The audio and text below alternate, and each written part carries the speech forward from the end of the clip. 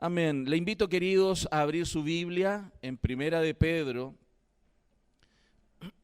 capítulo 1, versículos 10 al 12. Vamos a leer el texto que vamos a estudiar en esta mañana, entre el versículo 10 y 12 de Primera de Pedro, capítulo 1. ¿Ya lo tiene? ¿Sí? Dice así: los profetas que profetizaron de la gracia destinada a vosotros, inquirieron y diligentemente indagaron acerca de esta salvación, escudriñando qué persona y qué tiempo indicaba el Espíritu de Cristo que estaba en ellos, el cual anunciaba de antemano los sufrimientos de Cristo y las glorias que vendrían tras ellos.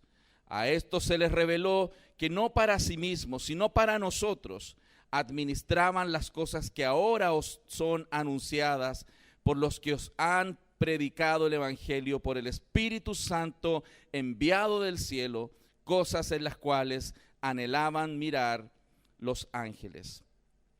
Este texto viene a cerrar esta pequeña introducción que Pedro está haciendo dentro de todo lo que él espera que aquellos que van a leer la carta reciban. Si usted recuerda, aquellos que estaban en la dispersión, en una situación muy compleja de vida, requerían de aliento, como todos nosotros. Todos nosotros pasamos por problemas en la vida.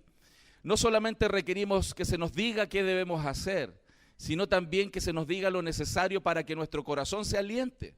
Porque tendemos a desanimarnos, tendemos a que los problemas nos sobrepasen, no vemos salida, imaginamos que no tenemos esperanza, que podremos llegar quizás en algún minuto a sucumbir respecto de cómo enfrentamos la vida. Y es por eso que Pedro, inspirado por el Espíritu Santo, está escribiendo esta carta para alentar a aquellos que están en una grande persecución y que a pesar de esa grande persecución ellos debieran seguir haciendo lo que Dios quiere que hagan. Pero también es muy interesante cómo el apóstol está conectando el Antiguo Testamento con el Nuevo Testamento. ¿Y por qué esto es importante desde el punto de vista de una introducción?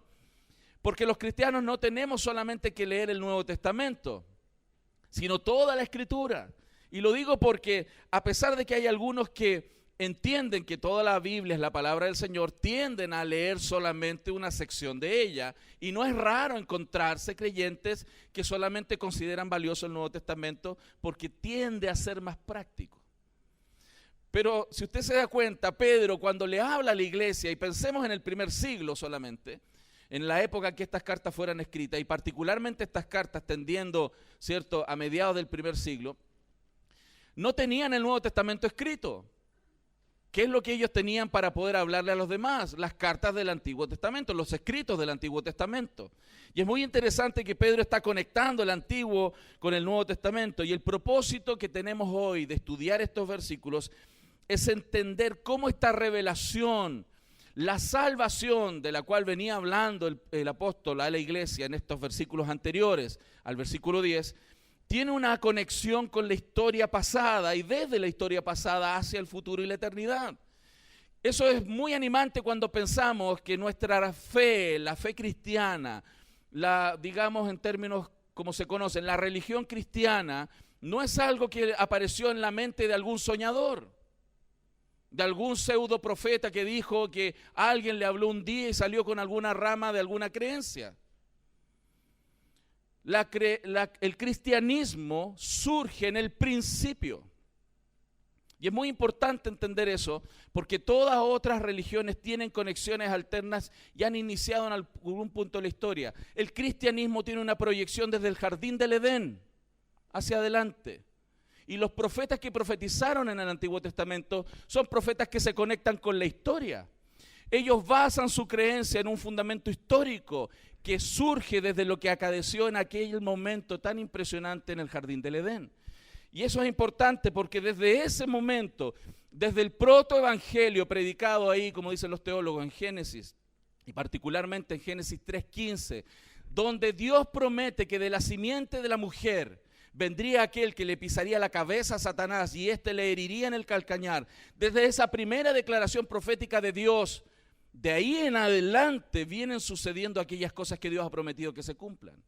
Nuestra fe no viene de un iluminado en la historia en el año 600 ni en el año 1000, no. El cristianismo surge en el Edén. La fe cristiana surge en el Edén.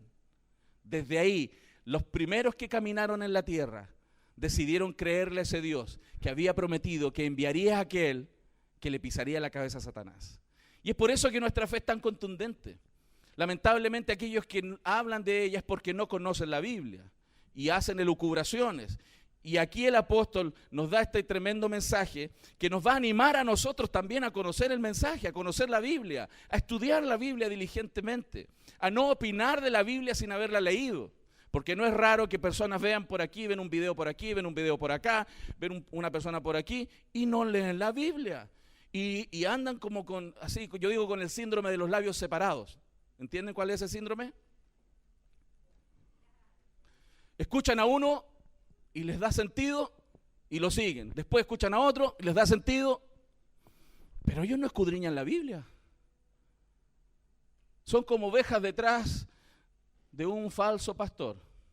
Hermanos, Pedro está dándonos una alerta en ese sentido. Yo creo y espero en Dios que también nos aliente a todos nosotros a ser cristianos bíblicos, a ser cristianos de la palabra, que amemos la palabra, que escudriñemos las Escrituras.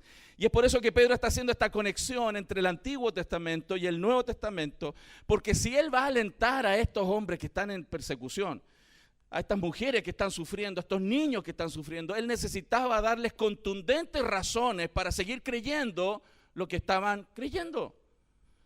Porque no es raro que algunos cristianos abandonen la fe, personas retrocedan en su fe cuando la presión aumenta. Lo que aquí está haciendo es darles un fundamento sólido sobre el cual pararse para seguir adelante. La salvación recibida, en términos resumidos, este texto nos está mostrando que la salvación que la iglesia recibe en el Nuevo Testamento es una salvación dada desde el principio, anunciada por los profetas, que un plan muy antiguo estaba teniendo realización en esos tiempos. Se estaban cumpliendo las cosas que se habían prometido. Hermanos, hay más de 300 profecías en el Antiguo Testamento que se cumplieron literalmente. No hay ninguna religión en el mundo que pueda decir eso. Cosas que se anunciaron siglos antes pasaron literalmente. Por lo tanto, el fundamento para seguir adelante no es una fe ciega. No es una fe ciega. Sería muy tonto de parte nuestra caminar en la vida con una fe ciega. El cristianismo es una fe contundente, sólida, en hechos reales, y desde esos hechos reales, incluso que se anunciaron en el tiempo, en la historia, con muchísima anticipación y con mucho detalle, se cumplieron.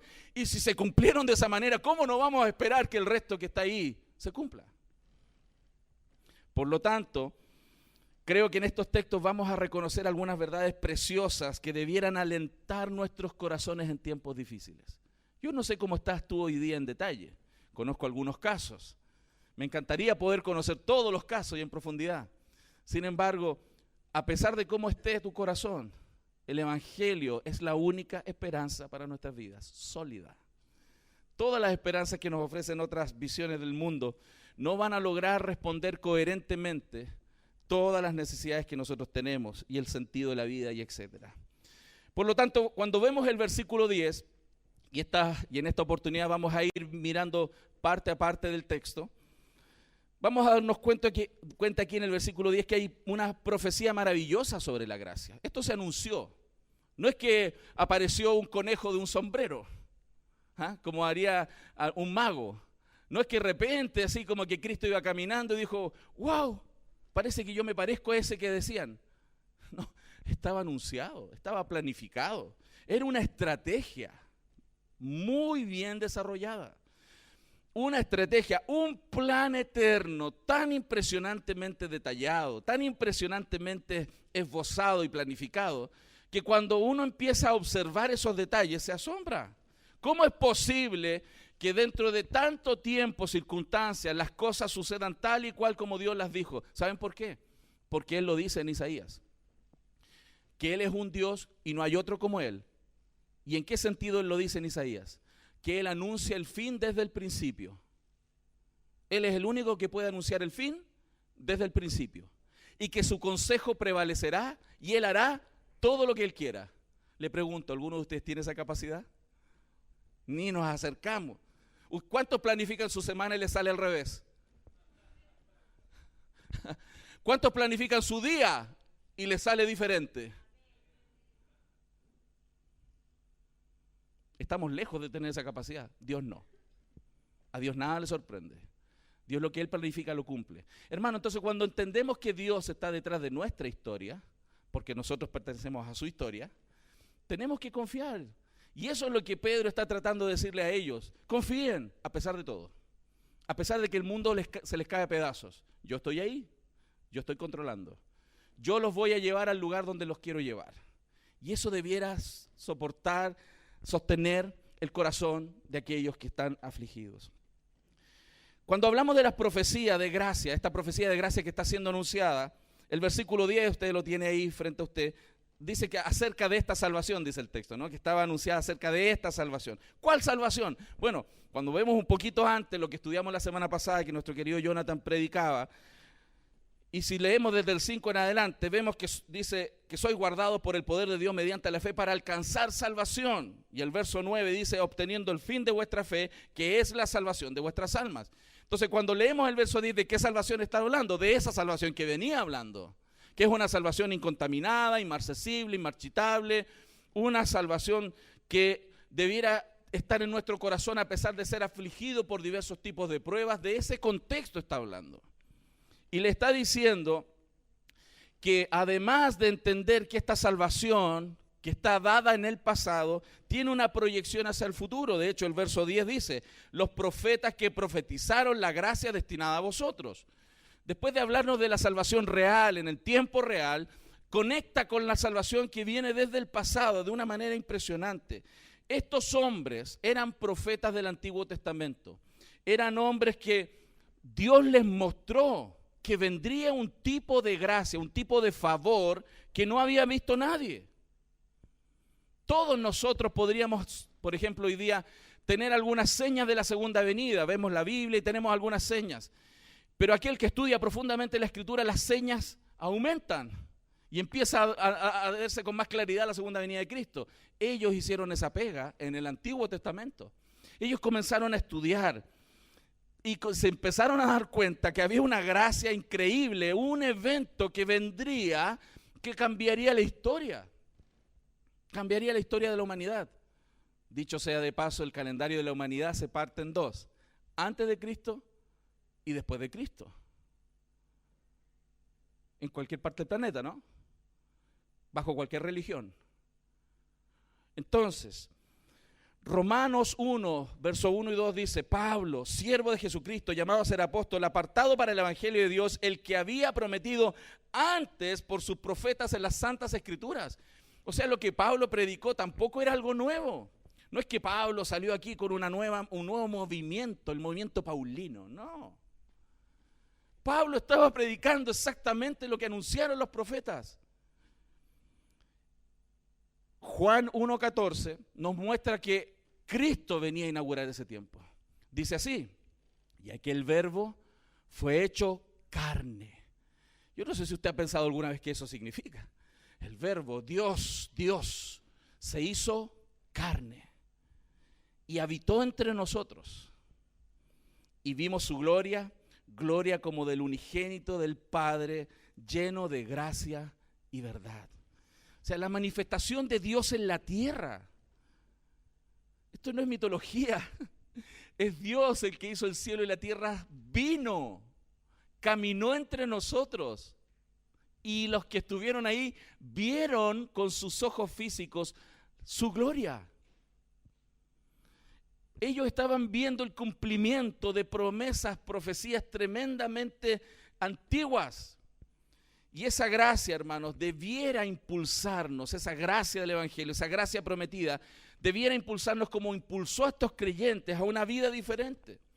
Citando Tito 2, del 11 al 12 les recuerdo, porque la gracia de Dios se ha manifestado para salvación de todos los hombres, enseñándonos que renunciando a la impiedad y a los deseos mundanos, vivamos en este siglo sobria, justa y piadosamente. Entonces, inmediatamente tenemos que sacar una conclusión de esto. Que el evangelio que nosotros tenemos, la gracia que nosotros hemos recibido, el periodo en la historia que nosotros aquí, Cristo Eterno Redentor, está viviendo y que esos que estaban en la dispersión en la época de Pedro estaban viviendo, es muy superior a lo que los creyentes del Antiguo Testamento estaban viviendo. Muy superior. Es una época donde tenemos todo lo que los del Antiguo Testamento anhelaban tener. Ellos lo que veían en sombras, nosotros lo podemos ver con claridad. Y nos ha sido revelado en la santa palabra de Dios. Y podemos experimentarlo. Los santos del Antiguo Testamento fueron salvos por gracia a través de la fe en el Mesías que vendría. Yo digo, eso es más difícil aún. Nosotros somos salvos por la fe en alguien que ya vino. Si no quieres creer en las evidencias de que ya vino, nada te va a hacer creer. Porque te lo pueden mostrar así en la cara. Pero el incrédulo en su corazón dice no, a pesar de las evidencias. Es muy interesante que Richard Dawkins, este ateo beligerante, dice que los cristianos tienen fe a pesar de las evidencias. Yo creo todo lo contrario de lo que dice él. Él no cree a pesar de las evidencias. Porque el problema no son las evidencias, el problema está en el corazón. El cristianismo es una fe sólida y aquel que lo estudia se va a dar cuenta. Y es muy interesante porque estos profetas que no tenían todas las evidencias hacia adelante, estaban interesadísimos en poder conocerlas. Y a pesar de no lograr ver los detalles, sí tuvieron una actitud, hermanos, de escudriñar. Y yo creo que de eso tenemos que aprender nosotros. Ellos que no tenían toda la revelación, tenían la actitud de investigar. Eran inquietos. Eran personas que tenían ganas de saber. Que tenían ganas de saber si lo que creen es verdad. Que querían saber si lo que viene es verdad. Si lo que pasó es verdad. El cristianismo, hermano, no significa que tenemos que dejar el cerebro en la casa. Eso es estupidez. El cristianismo es una fe racional, pero por supuesto que tiene elementos de convicciones profundas que produce Dios en nuestro corazón. Hebreos 11:3 dice, por la fe entendemos que haber sido hecho el universo por la palabra de Dios, de modo que lo que no se ve fue hecho de lo que no se veía. Bueno, ese texto nos dice que nosotros no necesitamos fe para creer que las cosas fueron hechas. Nos dice que necesitamos fe para entender el modo en que fueron hechas por la palabra de Dios. Pero nunca el texto dice que yo necesito fe para darme cuenta que Dios hizo las cosas. Para eso están las evidencias. Por eso Romanos 1 dice que el hombre no tiene excusa.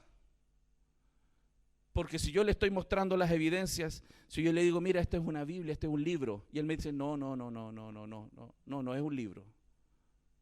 Mira, no es un libro. Por eso el hombre no tiene excusa. Dice Romanos 1, yo no necesito fe para creer que Dios existe. Necesito fe para creer en el modo en que fue hecho. Eso me lo está contando él, en Génesis. Entonces, con eso en mente, hermanos, recordemos que esta carta tiene un propósito. ¿Cuál es el propósito? Alentar. Esta carta tiene el propósito de animar a personas que están en persecución. Animar a personas que están realmente desafiados, hermanos, desafiados en un contexto que no los quiere, en un contexto que los quieren matar, en un contexto que los quieren fuera, que los quieren acallar.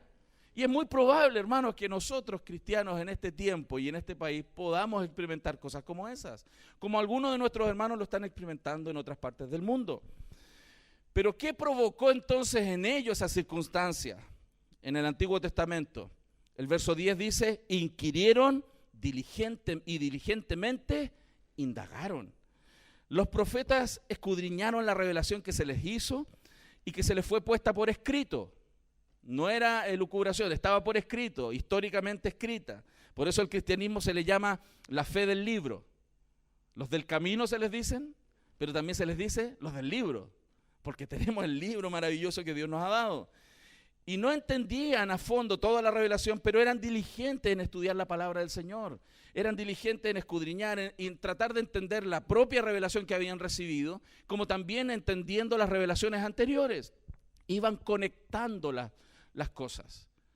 No leían la Biblia de manera alternada como se leen algunos cristianos el pancito de vida, ¿no? Es como casi un tarot. En la mañana se levantan, ¿qué tiene Dios para mí? Y agarran un pancito de vida. Judas se ahorcó. Ah, no, imagínate. ¿Te imaginas, hermano? No podemos leer la Biblia de esa manera. Nunca ha sido así. Pues te puede salir cualquier cosa, hermano, imagínate.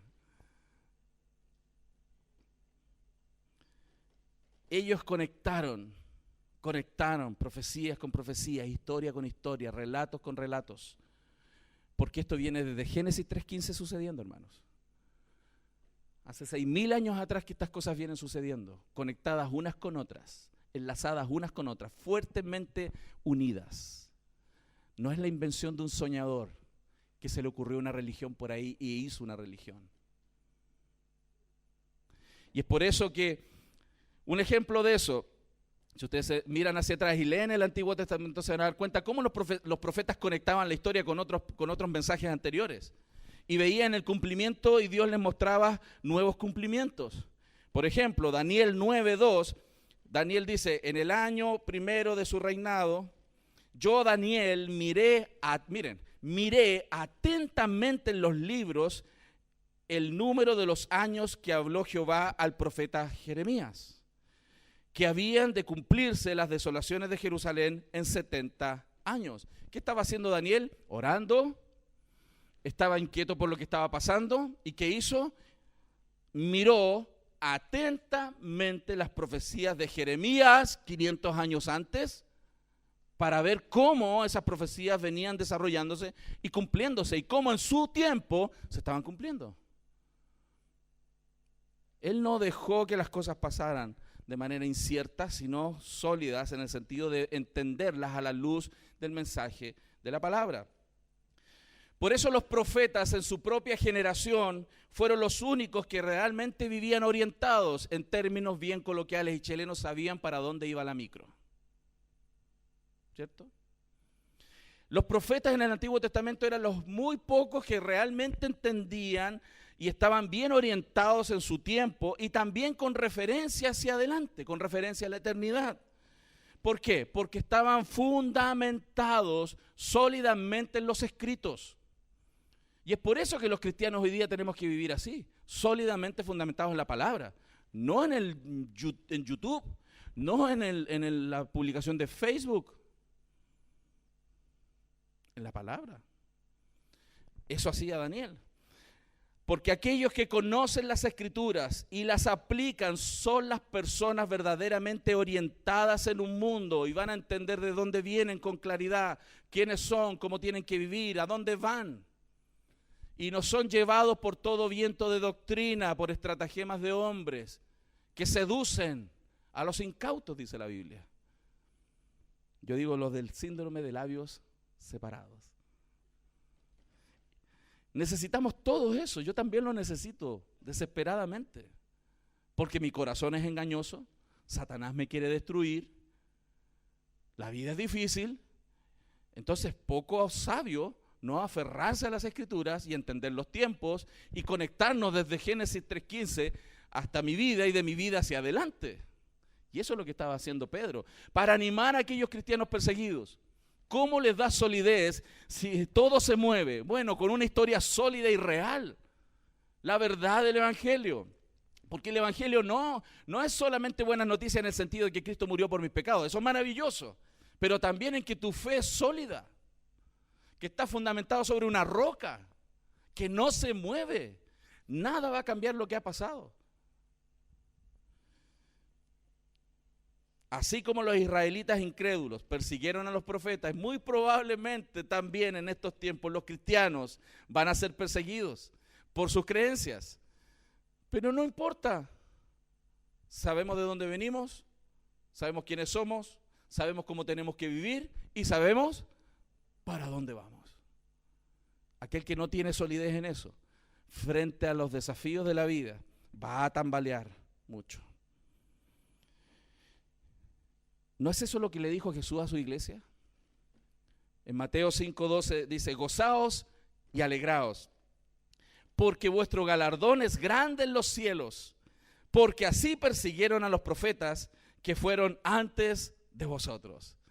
Dice: alégrense, gócense, gócense, alégrense. ¿Por qué? Porque el galardón, el premio que ustedes van a recibir es grande, glorioso. Y miren, y por eso mismo persiguieron a los profetas en el pasado. Pero no importa, ¿dónde están ellos hoy día? Con Dios. ¿Dónde están los que los persiguieron? En el infierno. No hay caminos intermedios. Pedro quiere que estos cristianos valoren mucho la grande salvación que han recibido. ¿Para qué? Para que se animen y puedan soportar los tiempos difíciles. Evidentemente no todos los tiempos son así, pero ellos estaban viviendo un tiempo así. Muy probablemente algunos de los que están aquí están pasando los mejores años de su vida y otros los peores. Pero en cualquiera sea la circunstancia, la salvación debe ser una fuente de aliento firme en el corazón de los creyentes, sobre todo en tiempos de angustia. ¿Cuál es la esperanza frente a la muerte? El viernes en la noche estuve en un velorio tardecito, que falleció la mamá de nuestra querida hermana Elizabeth Ramos, y estuvimos ahí predicando el mensaje del Evangelio. Y yo le decía a esas personas en ese lugar: ¿qué esperanza tenemos ahora frente a esto que estamos observando? ¿Qué esperanza tenemos frente a la muerte? La única esperanza que tenemos nosotros los cristianos es que Jesús dijo: sorbida es la muerte en victoria. La muerte ya no puede contra nosotros, porque aunque estemos muertos, resucitaremos. Yo no sé si usted lo cree. ¿Qué esperanza hay entre la muerte? Por supuesto nos entristecemos, porque hay afectos, hay muchas cosas, pero hermanos, seremos liberados de esta condición de muerte para una condición plenamente de vida. Por lo tanto, el morir es ganancia y el quedarse aquí no tanto.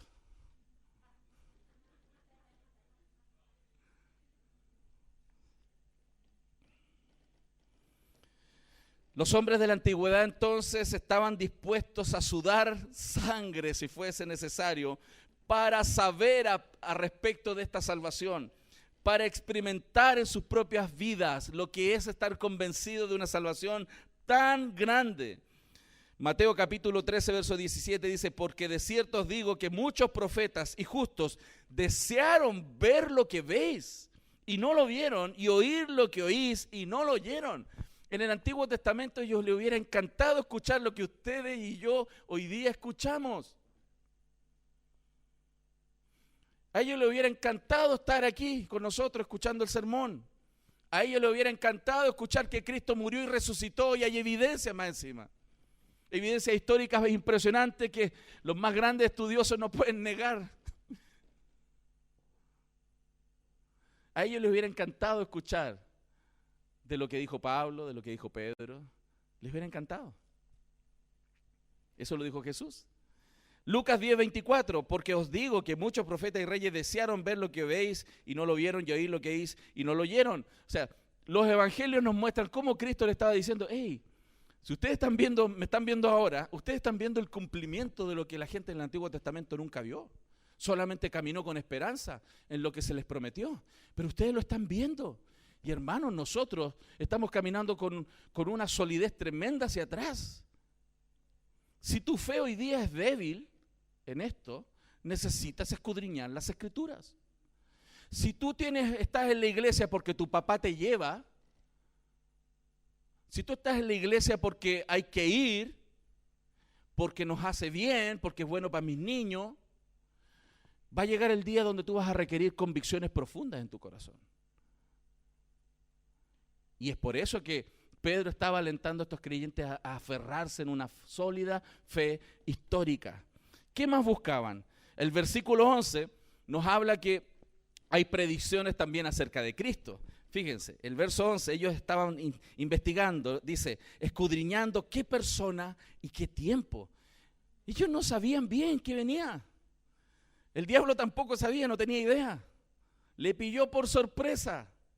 ¿Quién era? ¿Quién era? ¿En qué tiempo vino? Pero Dios tenía todo planificado. La Biblia dice en Gálatas que Cristo nació en el tiempo perfecto, nacido de mujer, bajo la ley, para redimir a los que estaban bajo la ley. No podía venir en otro lugar donde la ley no hubiera sido dictada.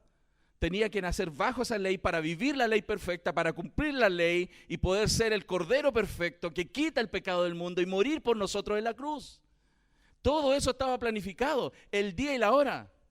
Si usted lee los evangelios se va a dar cuenta que Cristo caminaba y le decían, ¿cuándo va a venir el tiempo? Y decía, todavía no, falta. Después cuando se venía acercando decía, estamos más cerca del tiempo. Y después cuando iba a ir a la cruz, ahora es el tiempo. Esa precisión es de Dios. Esa precisión de los tiempos es de Dios. El que el planeta gire como gira, a la velocidad que gira, con la inclinación que gira. Que no tenga un porcentaje más cerca del sol o menos más lejos. Un 2% más cerca del sol nos quemamos, un 2% más lejos del sol nos congelamos. Los ciclos del agua, los ciclos del aire, todo funciona perfecto, que ni los científicos hoy logran entender. Yo converso con amigos científicos, Ricardo, Jaime y otros que conozco, y a ellos les vuela la cabeza, aunque sean doctorados, postdoctorados, están tratando de rascar la realidad y no la entienden. No entienden la gravedad, no la entienden. Todos nos enseñan la gravedad, ¿cierto? Nos enseñan los efectos, nos enseñan la fórmula, ¿cierto? De cómo calcular, si yo tiro una manzana, cuánto se demora en caer. Recuerdo esas tareas en el colegio. Pero nadie sabe cómo funciona. ¿Por qué? ¿Nadie entiende el cosmos? ¿Apenas están rasgando por fuera algunas ideas, teorías tras teorías? Hermanos, si todo es así incierto en la realidad, ¿cuánto necesitamos nosotros tener la certeza sobre lo que creemos? ¿Por qué estamos aquí hoy día? ¿Por qué usted se levantó esta mañana y está aquí hoy día? ¿Por qué viene a escuchar este mensaje? Usted tiene que tenerlo muy claro. Y yo le animo a seguir escudriñando las Escrituras para fortalecer sus convicciones, su fe. Estos profetas diligentemente escudriñaron sobre la persona, sobre lo que las profecías hablaban. Ellos buscaron y no podían entender quién era el Mesías, quién era ese tal que vendría, quién sería él, cuál sería su carácter, cuál sería su naturaleza, qué es lo que realmente él iba a realizar. No se entendía bien, habían señas, por eso era como sombras. Los profetas, buscaron saber cuándo estas cosas y bajo qué condiciones sucederían. Los profetas, por lo tanto, y es evidente, no eran teólogos eruditos, nosotros estamos lejos de serlo, pero ¿saben lo que ellos tenían? Que nosotros tenemos que imitar. Pasión por Dios y su palabra. Pasión por Dios y su palabra. Estos eran hombres llenos del Espíritu Santo, llenos del Espíritu de Cristo, dice el texto incluso, que les animaba y les hacía entender lo que tenía que pasar. Nosotros no estamos ajenos a eso. Usted y yo tenemos esa capacidad. Esto no es solo para los pastores. El que yo esté predicándoles la palabra es porque yo tengo el tiempo para dedicarme a eso, porque estoy a tiempo completo. Pero no es solo privilegio de los pastores estudiar la Biblia. Todos los cristianos podemos estudiar la Biblia profundamente. El verso 11 dice, indicaba el Espíritu de Cristo que estaba en ellos. O sea, estos versículos nos están mostrando que el Espíritu de Cristo estaba en esos profetas para ayudarles a entender y que les fuera iluminada la palabra, la entendieran. El Espíritu real de Cristo que después vino encarnado estaba en ellos. Puede referirse al Espíritu Santo como parte de la Trinidad, puede ser la segunda persona de la Trinidad en ellos mismos. Ahí hay lucha entre los estudiosos, pero sea como sea, Dios estaba en ellos, hermanos, para ayudarles a entender la palabra. Romanos 8:9 dice, mas vosotros no vivís según la carne, sino según el Espíritu, si es que el Espíritu de Dios mora en vosotros, y si alguno no tiene el Espíritu de Cristo, no es de él. O sea, los que tienen el Espíritu de Dios en ellos son de Dios, nacieron de nuevo, pero además pueden escudriñar las Escrituras y Dios hablarles y entender todas las cosas. Y eso es precioso. Es más, el verso 11 dice, el cual anunciaba de antemano los sufrimientos de Cristo. Las profecías del Antiguo Testamento estaban posicionando la verdad de la resurrección, la verdad de que vendría Cristo y lo que sucedería después de eso, las glorias que vendrían después de eso. Hermanos, qué glorioso es que alguien abra su corazón, crea en Jesús y es salvo. Usted no necesita hacer nada para ser salvo, solo creer. ¿No es glorioso eso? ¿No le trae gloria al Salvador? Porque usted ni yo nos tenemos que llevar ningún porcentaje de gloria en nuestra salvación. No es que Dios me salva y Él participa en el 99% y yo en el 1%. No, ni el 0,1, hermano. Ni el 0,00001% nosotros. Solo Cristo. Y eso es glorioso. Y que los pecadores como nosotros seamos salvos y redimidos para siempre, eso es glorioso. Son glorias increíbles, victorias impresionantes. La victoria de Cristo en la cruz no tiene parangón en la vida. La victoria, ahí es donde Satanás fue humillado. Todos sus enemigos fueron humillados. Y los que quedan todavía medio morir saltando van a ser humillados, hermano. Y todos van a tener que doblar sus rodillas. Y todos van a tener que proclamar, confesar que Jesús es el Señor. Él es el Señor.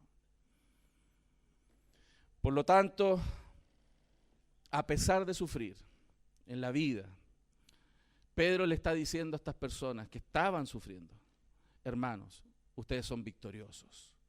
Ustedes van a reinar por siempre con Cristo. Ustedes, aunque mueran, van a vivir. Y los que los han perseguido van a morir. Y eso es maravilloso. Es un consuelo y una esperanza real. No es una falsa esperanza. No es como aquellas personas que alguien que está sufriendo le dice, ya vas a estar mejor. El tiempo va a arreglar las cosas. A veces el tiempo lo empeora. ¿Cierto? O los que nos estamos poniendo viejos no nos damos cuenta que el tiempo está empeorando las cosas. ¿Les ha pasado, no? El tiempo no está mejorando, la está empeorando. Pero creer en Jesús resuelve todo, todo, hermano, todo. Juan capítulo 5, versos 45 y 46 dice, no penséis que yo voy, a acusaros delante del Padre. ¿Hay quien nos acusa? Hay acusete, el diablo el principal. Hay quien nos acusa. Pero a ellos les estaba diciendo, Moisés, en quien tenéis vuestra esperanza, los acusa. Porque si creyerais a Moisés, me creeríais a mí, porque de mí escribió él. Él le estaba diciendo a los teólogos de su época, a los fariseos de su época, que ellos querían guiarse por la ley. Pero él estaba diciendo, si esa ley habla de mí. Por eso los cristianos tenemos que conectar todo el Antiguo Testamento con Cristo y con Cristo nuestra eternidad. ¿Recuerda lo que le dijo Jesús a los hombres camino a Emaús? Abrió la Biblia cuando ellos estaban desesperanzados, les dijo, y comenzando desde Moisés y siguiendo por todos los profetas, les declaraba en todas las Escrituras lo que de él decían.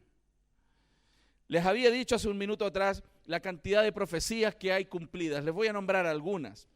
Miqueas capítulo 5 verso 2 hablaba y profetizaba el profeta el lugar del nacimiento del Mesías y nació ahí. En Isaías se profetizaba el nacimiento sobrenatural. En Salmo 2:7 la filiación eterna que tiene con el Padre. En Isaías 53 que Él es Salvador. En Deuteronomio 8:15 que Él es profeta. En Salmo 110:4 que Él es sacerdote. En 2 Samuel 7 que Él es rey. En el Salmo 41:9 se hablaba de que Él iba a ser traicionado. En el Salmo 35 que iba a ser acusado falsamente. En Isaías 56 que Él iba a ser escupido. ¿Cómo planificas que alguien escupa a otro, hermano?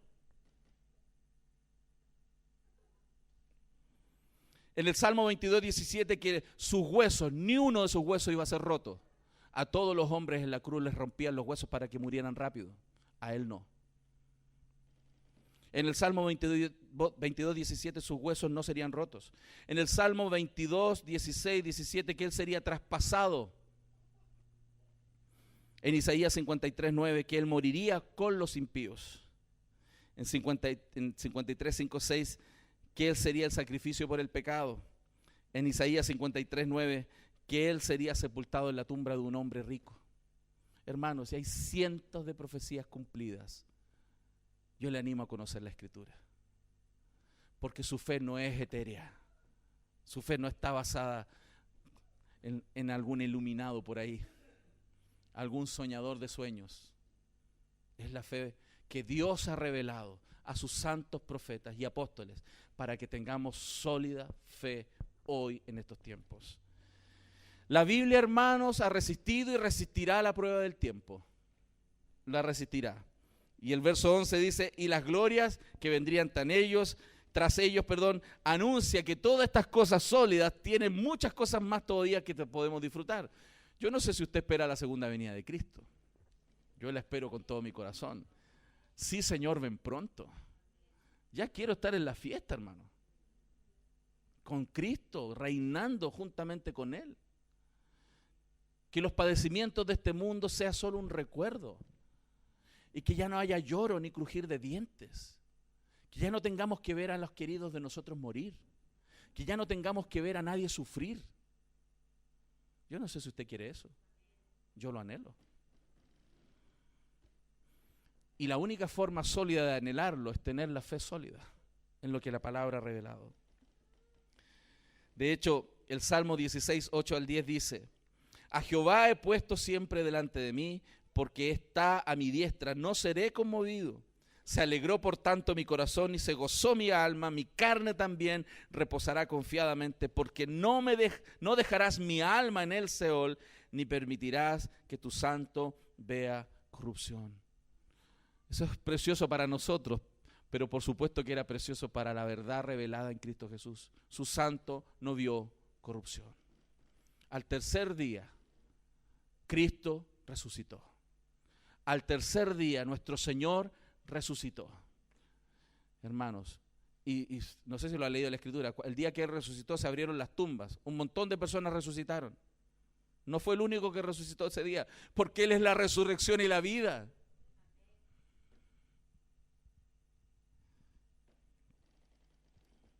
Por eso, hermanos, en todo tiempo y con mayor razón en tiempos difíciles, escudriñar las Escrituras y crecer en la gracia y el conocimiento de Dios a través de ella es lo que ustedes y yo necesitamos. Y tenemos que alentarnos a eso. ¿Qué es lo que hacemos en la iglesia? Predicar la palabra. ¿Qué es lo que hacemos en los grupos pequeños? Alentarnos a revisar, a reflexionar, a aplicar la palabra, a recordarnos los mensajes del Evangelio, a corregir las conductas que tenemos para fundamentarnos en el camino que corresponde. ¿Por qué? Porque es una fe sólida que tiene que ser estructurada, consistente en nuestros corazones. Aquellos que se pierden de eso, se pierden en el mundo, hermanos. Por eso Pedro, de hecho más adelante en el versículo 18 del capítulo 3 de la segunda carta, dice, antes bien, creced en la gracia y el conocimiento de nuestro Señor y Salvador Jesucristo. A Él sea la gloria ahora y hasta el día de la eternidad. Amén. Pedro sigue proyectándolos hacia el futuro y les dice, sigan creciendo en la gracia y en el conocimiento de Cristo, para que lleguen a ese lugar que el Señor ha tenido preparado. Un tercer punto que veo en el texto, en el versículo 12, dice que esto tenía que ver con los preparativos para la iglesia. A esto se les reveló. ¿Qué se les reveló? Que vendría un grupo de personas como nosotros, que no somos muy especiales, ¿no? Somos como todos, necesitados, que tenemos lucha entre nuestros corazones, que nos gusta vivir bien, que no queremos sufrir, que nos gusta tener cosas, como todos, pero también como todos pecadores. Y a esto se les reveló. Los profetas, después de mucho y laborioso estudio, queridos, recibieron algunas respuestas concretas, algunas cosas que no entendieron por un lado, pero recibieron otras cosas concretas. Ellos estaban en la misma posición que nosotros hoy en el sentido de la segunda venida. Nosotros tenemos cosas concretas en la Biblia y hay otras cosas que no cachamos todo, ¿cierto? Por eso hay algunos que dicen, no, que viene el año 2000, otro aparece por acá, que el 2005, que otro aparece por acá, no, eso ya es milenial, otro es postmilenial. Y eso no invalida la Escritura, si los profetas en el Antiguo Testamento estaban igual. Dios les mostró algunas cosas concretas y ellos escudriñaron, pero otras no se las mostró. ¿Hasta cuándo lo entendieron? Cuando Cristo vino. Hay cosas que nosotros vamos a entender solamente cuando Cristo venga, por segunda vez. Y ahí vamos a decir, los amileniales estaban equivocados, los dispensacionalistas la tenían. Y otros van a decir, no, se equivocaron los dispensacionalistas, eran postmileniales y le achuntaron. Si eso da lo mismo, hermano. Y el que quiere invalidar la Escritura no entiende cómo Dios proyecta su revelación progresiva. El verso 12, que no para sí mismos, sino para nosotros administraban las cosas. El texto está diciendo que estos profetas se daban cuenta que iba a venir un grupo de gente que ellos no conocían, que esa gente iba a recibir algo increíble, esa gracia que ellos no lograban dimensionar. Y hermano, ustedes la tienen. Ustedes la tienen. A ustedes les fue dada. Ustedes la recibieron. Yo la recibí. Y si eso no es valioso en tu corazón hoy, yo te animo a que lo valores, a que aprendas a valorarlo, si no entiendes lo que esto significa. Y si tienes dudas, pregunte, para que se dé cuenta que es algo que los profetas le hubiera encantado tener, pero que tú y tus hijos lo pueden tener hoy día. Verso 12, las cosas que ahora son anunciadas por los que os han predicado el Evangelio por el Espíritu Santo enviado del cielo. ¿Por qué estamos predicando hoy día? Porque el Espíritu Santo vino a nosotros. ¿Recuerdan Pentecostés? ¿Para qué vino el Espíritu Santo? Para poner un fuego en el corazón de sus hijos, que les hiciera abrir la boca y predicar el Evangelio desde Judea, Jerusalén, Judea, Samaria y hasta lo último de la tierra. Porque el Espíritu Santo obró en hombres y ha obrado en hombres y mujeres durante toda la historia. Nosotros estamos aquí escuchando el mensaje del Evangelio. Nosotros estamos en el último lugar del mundo, como dice Montaner, luego de la cordillera.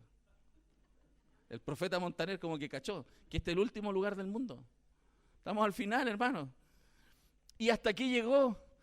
Y no sé si usted ha leído un poco la historia del cristianismo en Chile, cómo contrabandeaban Biblias por la cordillera y por el mar para predicar el Evangelio, y cómo nuestros queridos hermanos pentecostales han predicado, hasta hermanos le han ido a predicar hasta los pingüinos allá en el sur. Y no lo digo burlándome, sino honrándolos. ¿Cómo han extendido el Evangelio en este país? Cuán importante, por lo tanto, nosotros tomar de ese mismo espíritu y que ese espíritu nos aliente a nosotros a predicar el Evangelio a toda criatura donde el Señor nos ponga. Hechos 1:8 dice, porque recibiréis poder cuando haya venido sobre vosotros el Espíritu Santo y me seréis testigos en Jerusalén, en toda Judea, en Samaria y hasta lo último de la tierra. Y ese mandato sigue vigente. Y cada hijo de Dios tiene el Espíritu Santo y puede ser lleno del Espíritu Santo para predicar el Evangelio a toda criatura y poder abrir las Escrituras y hablarles a las personas sobre la verdad del Evangelio. Y por último, hermanos, aprenda a entender el privilegio que tiene, porque al final en el versículo 12 habla sobre los ángeles. Dije, ¿qué tienen que ver los ángeles aquí? Miren, es muy interesante que los usa como un elemento de contraste contra lo que nosotros recibimos. Dice, cosas en las cuales anhelan mirar los ángeles. ¿Por qué los pone ahí? Porque hay otros textos que también los pone de referencia. Porque esta salvación no solo es valiosa porque fue profetizada por los profetas en el Antiguo Testamento, sino que es valiosa porque los ángeles anhelan saber algo de esto. A ellos les encantaría entender. A ellos les encantaría estar en la posición que nosotros estamos. Efesios 3, del 8 al 10 dice, a mí, que soy menos que el más pequeño de todos los santos, me fue dada esta gracia de anunciar entre los gentiles el evangelio de las inescrutables riquezas de Cristo y de aclarar a todos cuál es la dispensación del misterio escondido desde los siglos en Dios. Aquí está hablando de esto que viene desde Génesis 3:15 y que venía medio escondido y revelado en Cristo, que creó, aquel Dios que creó todas las cosas, para que la multiforme sabiduría de Dios sea ahora dada a conocer por medio de la iglesia. ¿A quién? A los principados y potestades en los lugares celestiales.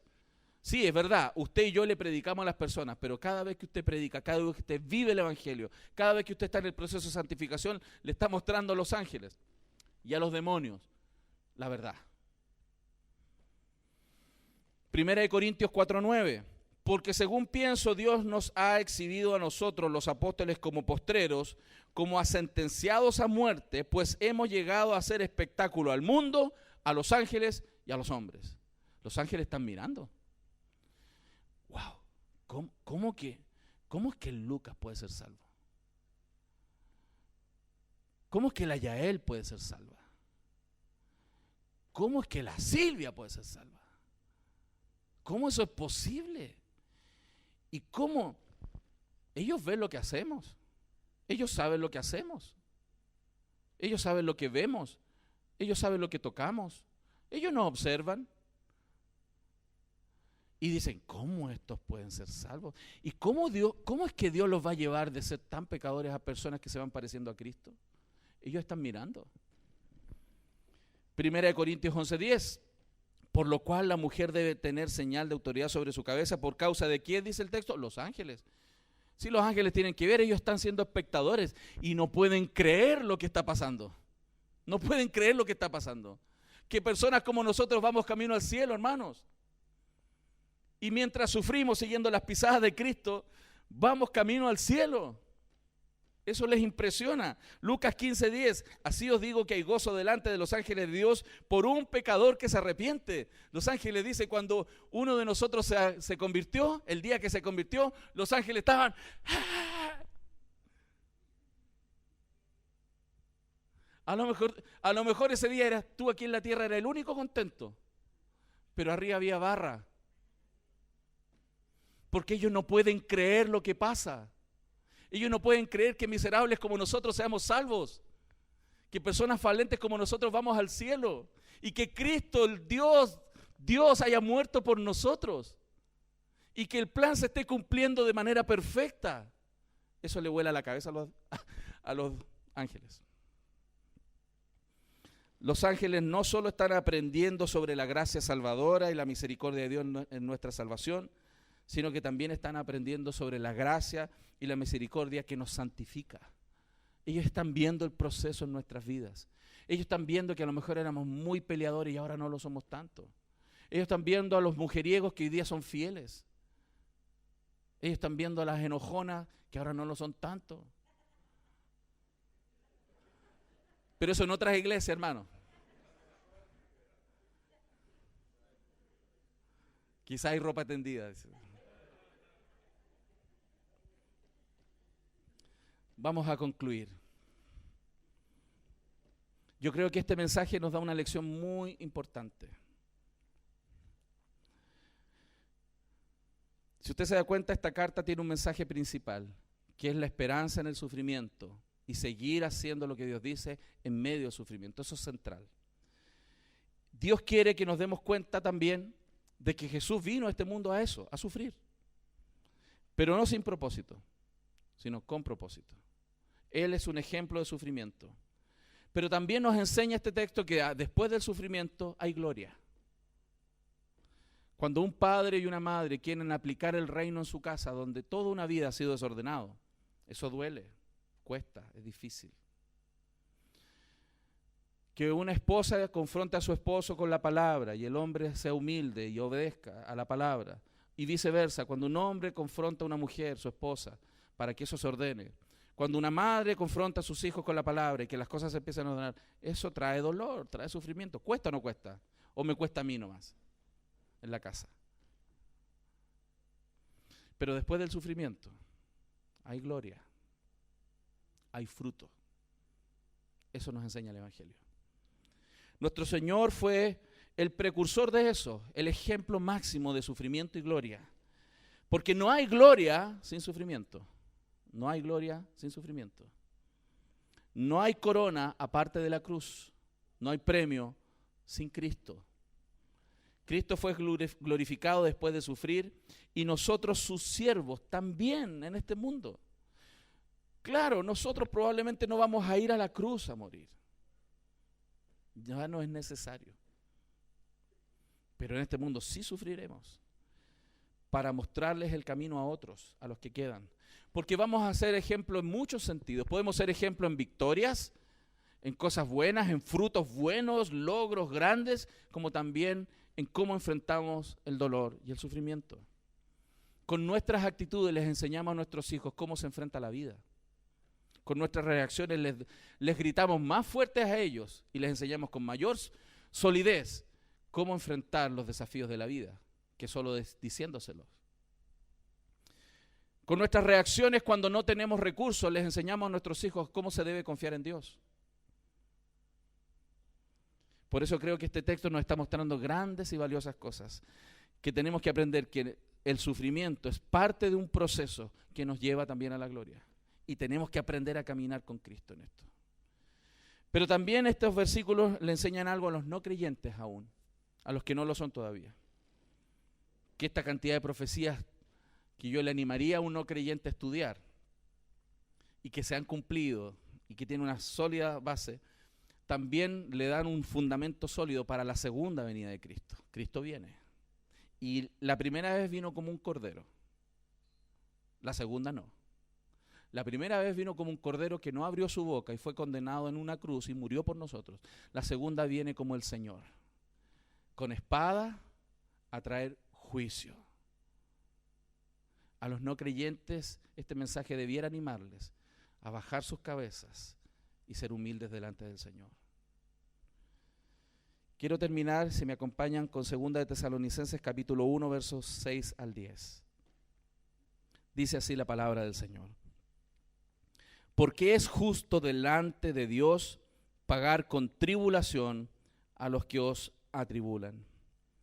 Y a vosotros que sois atribulados, daros reposo con nosotros cuando se manifieste el Señor Jesús desde el cielo con los ángeles en su poder, en llama de fuego, para dar retribución a los que no conocieron a Dios, ni obedecen al evangelio de nuestro Señor Jesucristo, los cuales sufrirán pena de eterna perdición, excluidos de la presencia del Señor y de la gloria de su poder, cuando venga en aquel día para ser glorificado en sus santos y ser admirado en todos los que creyeron, por cuanto nuestro testimonio ha sido creído entre vosotros. Yo oro al Señor en esta mañana para que usted tenga en su corazón, en la condición en la cual usted esté, el anhelo que este texto nos plantea, que cuando el Señor aparezca en gloria y majestad, usted sea de los del lado de Él, que estén ahí con Él y que estén admirando a aquel que resucita de los muertos, que estén admirando al glorioso Señor, que no sea de los que están en la vereda del frente, que estén aterrorizados con lloro y crujir de dientes, sino que sea de aquellos que creen en Jesucristo y que han creído en Jesucristo y perseveraron en aquello. Esa es mi oración por ustedes también esta mañana. Vamos a orar. Señor,